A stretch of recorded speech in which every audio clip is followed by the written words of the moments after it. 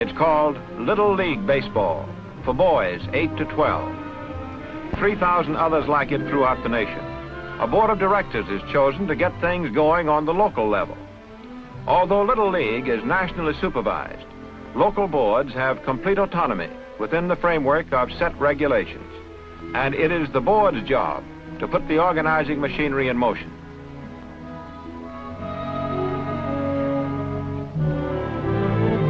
Of prime importance is the need to select managers who not only know something about baseball, but who by their character and training will know how to work with and understand small boys. All managers must be local citizens, and in Roslyn, the same qualification has been set up for umpires, who are briefed and trained by the umpire-in-chief.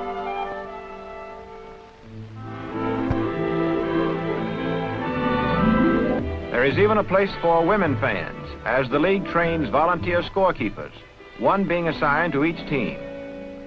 Then after notification is sent to every boy in the community, there comes the big day, the first of a series of tryouts. This is done by age groups, 8, 9, 10, 11, and 12, with standards of ability set for each group. Eager is a tame word for these beavers. Here in this Long Island community, just can't keep those mothers in the kitchen.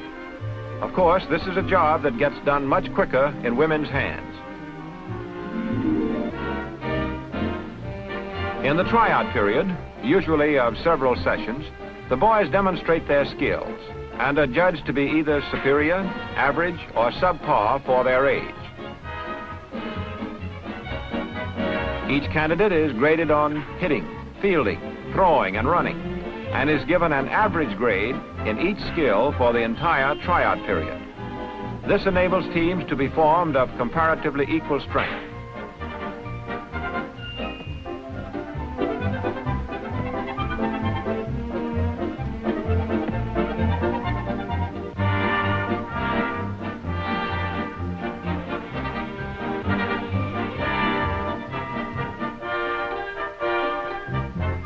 Early season training finds many a father risking stiff muscles as Junior gets in as much practice time as he can.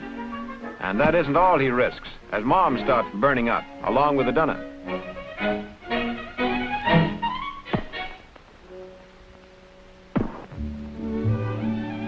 Fortunately for Roslyn, the local school authorities cooperate with Little League in supplying several playing fields.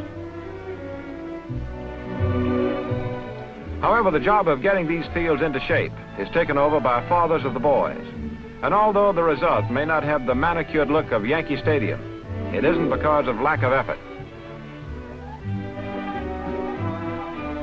As managers choose their players, they must conform to a rule that stipulates each team must have 5 12-year-olds, 5 11-year-olds, and 5 who are 10 or under. Sometimes a manager who has his eye on a sleeper is given a rude awakening. The selection continues until each major league club has 15 boys. In a few days, notices are sent to each boy who has tried out. He may make a major league team or a farm system club, but each boy is placed on a team. And no doubt which this youngster made.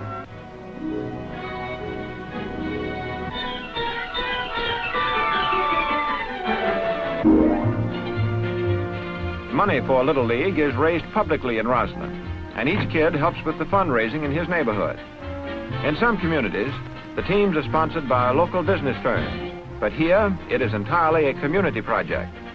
Even the local merchants contribute a portion of their receipts on special days.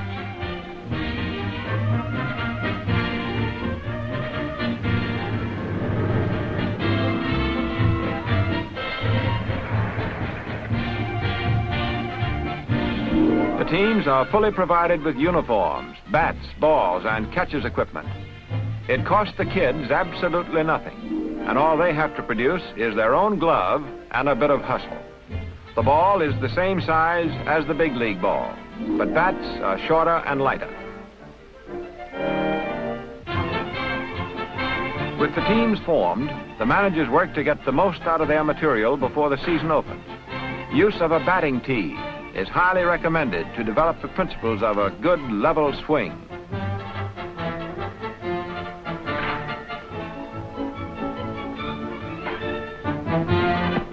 tight-knit infield is a must for a pennant winner, and second to short to first shows us the DP.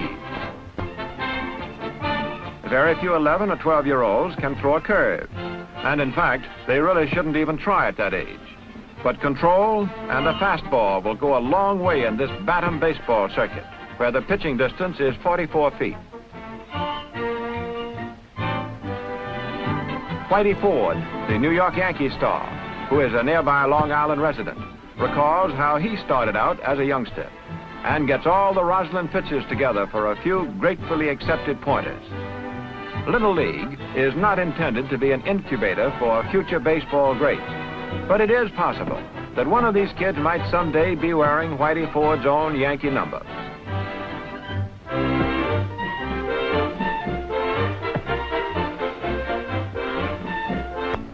It isn't likely that 8-year-olds can make a major team, so Roslyn has a unique setup to keep from turning boys away. A 6-team mean bagger league for 8-year-olds only.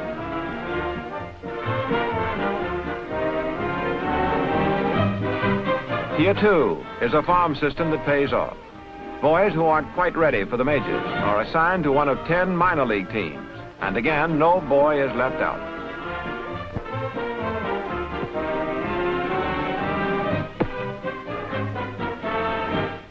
They play their own championship schedule, and 2 or 3 kids from each club are sent to a so-called Major League school, where twice a week they receive special instruction. If Major Leaguers go away to summer camp, or are ill, or otherwise unavailable, their positions are filled by candidates from the farm system. So there is always hope for a boy who starts out as a minor leaguer.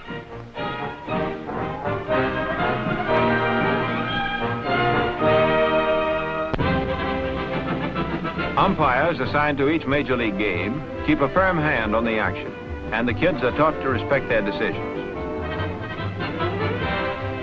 Games are usually well attended, and kid sisters of the players, wearing appropriate signs, pick up collections to add to the Little League treasury.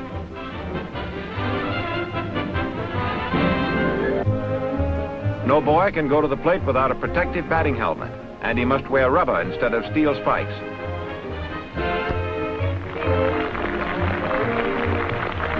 Fans who watch Little League baseball for the first time are always surprised at the zip, the hustle, and the general quality of play shown by these youngsters. Once in a while, their exuberance gets in the way of their better judgment, as happens in this rundown, but otherwise they play the game right from the book.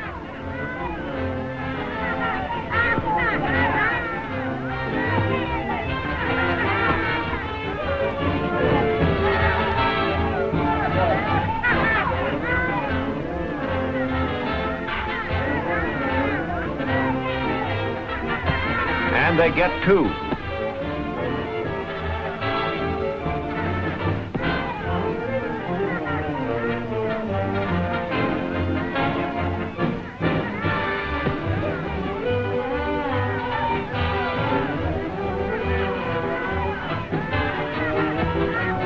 Heck, another rally nip.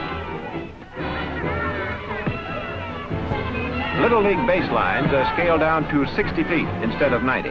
And a runner can't steal until the ball has passed the batter.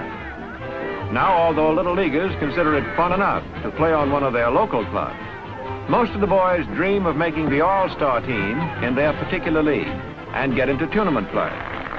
Each league may enter its all-star team and hope to go all the way through district, regional, and sectional play and eventually represent its state at the World Series in Williamsport, Pennsylvania.